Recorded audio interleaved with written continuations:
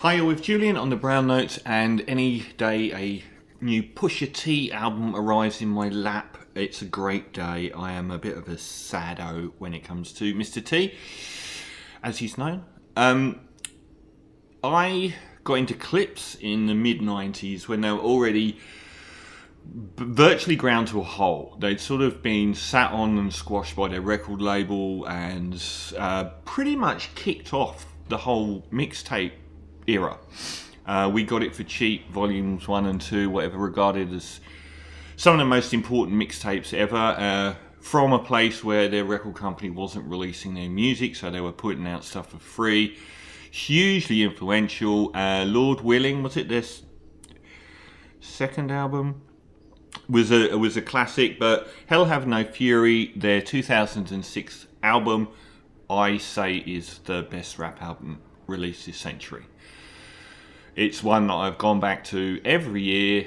I have it in the car for a couple of weeks and just marvel at how utterly perfect it is. So with a duo of brothers, Gene and Terence Thornton, called Pusha T in Terence's case, and Malice, but now No Malice in the case of Gene. And around their final album, which wasn't well received, it was an attempt to be commercial, but everything had fallen apart, called Till a Casket Drops. It was no follow-up to Hell Have No Fury, which at that time they were very famous for being synonymous with Pharrell Williams and the Neptunes production team. And the story was that the Neptunes, who had ridden the early 90s through the charts with some of the most futuristic sounding production, even with Britney Spears, gave their best work to Clipse. They'd formed this bond. Around this time, which is probably 2008-ish, their manager got busted for a multi-million-dollar cocaine ring. Now, they solely famously rap about being cocaine dealers. To my mind, Pusha T is like one of those Japanese sushi chefs that does one thing his whole life trying to perfect it. So he's rapped about cocaine and nothing else. And seeing how many different places he can take that, and he can. But their manager went, so they've been rapping about being these Scarface cocaine dealers for a very long time, and then their manager gets busted, and I think he got like 99 years. And the band split, and the other brother, Gene, became No Malice from Malice, and basically became a born-again Christian, and actually raps Christian music since then.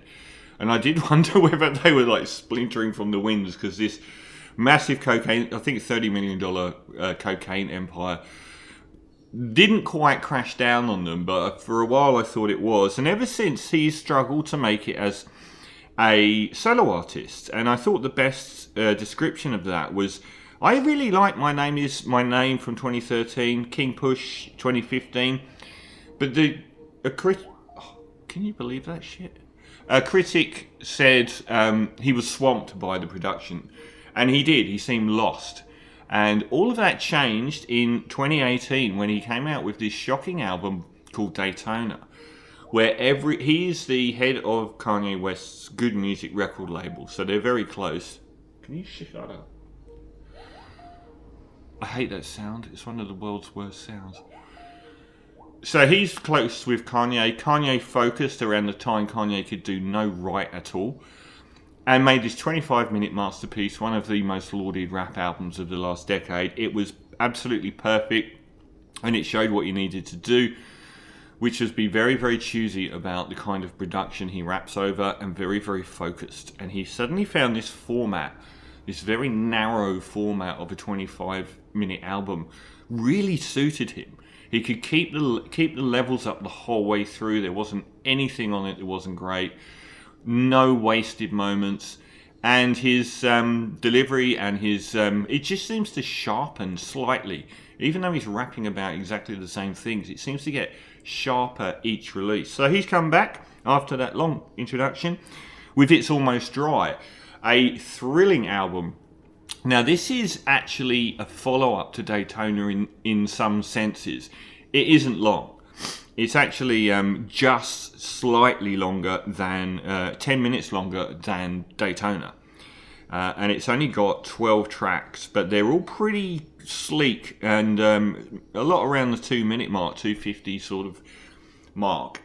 And the exciting thing this time is, and also one of the flaws, if you can call it that, this time is that he's used Pharrell. So we get Pharrell Williams back from that Neptunes team up with Clipse for half the album and the other half with Kanye West. So you get them two firing backwards and forwards, track for track at times. And I think Pharrell Williams wins overall on that one. And you could argue it robs the album of that laser focus from Daytona, of actually having just a one person there. But overall, I think they've done a wonderful job here. The opening track, Brambleton, is just that classic Neptunes, underwater, weird, acidy, hazy, woozy, eerie music that they make with usually like really booming bass. Very good stuff. About his manager as well, about how his manager's made some comments that could be considered disparaging after he got out of jail, saying you rap about my life, and he addresses it quite well, not in a nasty way. The second track, Let the Smokers Shine in Coops, this album flies out of the first 5 tracks are just fantastic. Better than Daytona, I would say, over those 5 tracks. Let the Smokers Shine in Coops, another Pharrell Williams production, very militaristic beat this time. And if there's one thing that he does do better here, Pusha T shows a wider range of vocal styles. He gets quite aggressive and menacing on some of these. Kanye introduces with the one track that will stand out the second anyone hears it, which is Dreaming of the Past, which loads this Jealous Guy, John Lennon's Jealous Guy, sung by Don Hathaway. It's just an unforgettable sample. He rides it all the way through the song, and it is irresistible to listen to.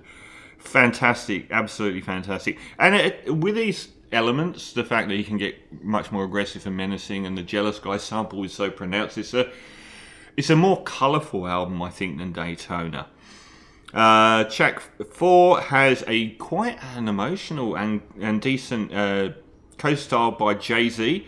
Neck and Wrist, another belter. 5, Just So You Remember, back to Kanye, another fantastic track. It's got that DJ Shadow 6 Days sample in, which should be overplayed. It's only Monday, which I only found out was by Colonel Bagshot. I've gone the last 70s band. I've gone the whole last 20 years thinking it was DJ Shadow's own track. The one that features in Tokyo Drift and about 10 other places. But the low-key tribal beat backing on it really does work well and sort of gives it a bit of fresh legs. Only problem with this album, couple of tracks in the middle, which aren't bad, just aren't as good. Those 5 tracks in a row are better than Daytona. Diet Coke and Rock and Roll, track 6 and 7, aren't as good as anything on Daytona. They're still pretty decent. Diet Coke is just an ordinary rap belter. There's nothing special like much of this album. And it's also got 88 keys on production, so it's the only one that isn't Kanye or Pharrell Williams. And Rock and Roll, featuring Kid Cudi, the last track that he will do in conjunction with Kanye West after they had a falling out over Kim Kardashian. I think it's quite hooky, but I didn't really like Kid Cudi's vocals on it, and I thought the hook was quite strained, but they're both decent tracks. It's just when you're dealing with perfection, you've got these 2 tracks in the middle, it does kind of jar a little bit, but they're still perfectly fine to listen to, and then it gradually gets back to being at its best. Call My Bluff, more weird Neptunes, and it's got slight Clipse vocals on that one, which I thought was really, really good. It sounds very stoned. Scrape It Off, quite simple but poppy and trippy. And then the last sort of 3 tracks really do hit a high point again. Hear Me Clearly, I thought, was magnificent. Some of the most thrilling and dynamic production on the album, and one of the best vocal performances. Open Air is nearly as good, but I think the most exciting one is I Pray For You, the longest track on the album, about 4.5 minutes, is fascinating and featuring Labyrinth, who I swore blind was James Blake. It sounds so much like James Blake. Now, what's so exciting about this, and I wish that this was a Pharrell Williams production, is that it features a verse from, and it ends the album from his brother. It's Clipse in the song. So we could have had Neptune and Clipse, but it's a fantastic track. And Pusha T does great with the first half of the track, and his brother, No Malice Thornton, who still raps in about Christian stuff, comes in with this really hard verse, which contains some of the best lines on the album about, he's a Vietnam veteran getting flashbacks, one sniff sets him off, and all this stuff. And it's a really hard verse, and a really great way to end what is a near perfect album.